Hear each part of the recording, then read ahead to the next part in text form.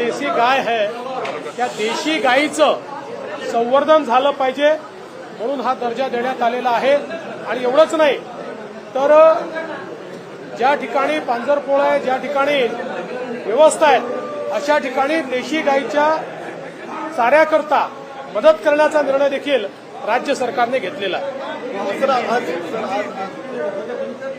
देसी गाय ये हमारे किसानों के लिए एक वरदान है और हमने इसीलिए ये दर्जा देने का निर्णय लिया है।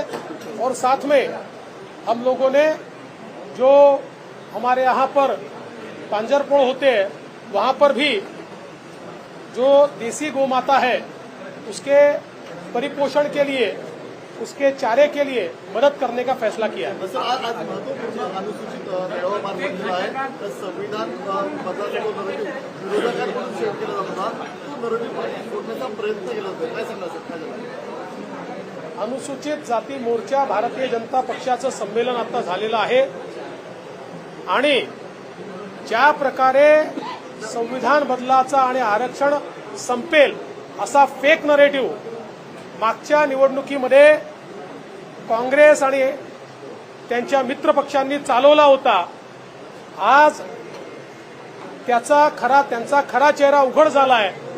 राहुल गांधींनी अमेरिकेमध्ये जाऊन आरक्षण संपवण्याचं जे स्टेटमेंट केलं त्यातनं यांचे खरे दात काय आहेत, त्यांचा खरा चेहरा काय आहे हा समोर आलेला आहे। आणि म्हणून आज अनुसूचित जाती मोर्चाने हा निर्धार केलाय की एकीकडे राहुल गांधींचं जे सत्य आहे, काँग्रेसचं जे सत्य आहे ते आम्ही समाजासमोर आणू आणि दुसरीकडे आपल्या सरकारने, आमच्या सरकारने अनुसूचित जातीकरता केलेले जे विविध कार्यक्रम आहेत ते देखील आम्ही जनतेमध्ये घेऊन जाऊ।